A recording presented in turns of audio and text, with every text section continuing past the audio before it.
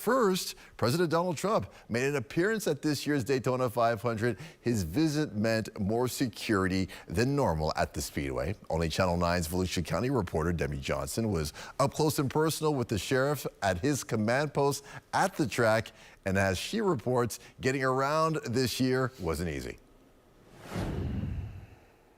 There's always a lot of law enforcement at the Daytona 500, but of course this year there was more than ever because President Donald Trump was in town. And the heart of that whole operation, keeping him safe, getting him in and out of town, happened in this parking lot. This is Sheriff Chitwood's mobile command center, and he tells us law enforcement will be here all night until the race ends to keep people safe.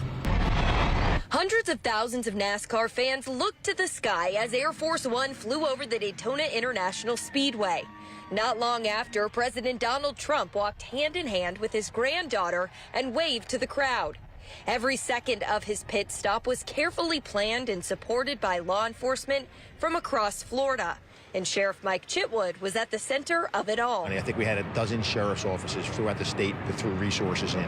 Our state partners and, of course, our federal partners. You had TSA, you had the Secret Service, FBI, DEA, Homeland Security. Chitwood was part of the process when the president visited in 2020, but says the experience never gets old. Watching Air Force One fly over, and then when it lands, the ground under your feet rumbles. Fans tell Eyewitness News they heard rumors Trump would be in town, but didn't believe it until it was actually happening. It was so patriotic. It was cool.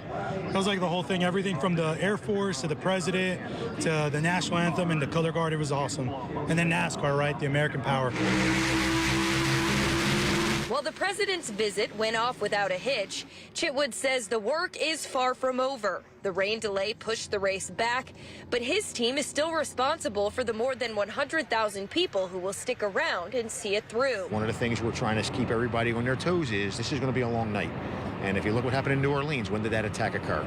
That attack occurred at the very end of that event. So that is also something that's on our mind going forward for the rest of the night.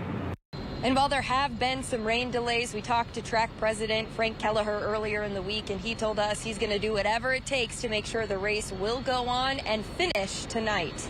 Reporting in Daytona Beach, Debbie Johnson, Channel 9 Eyewitness News.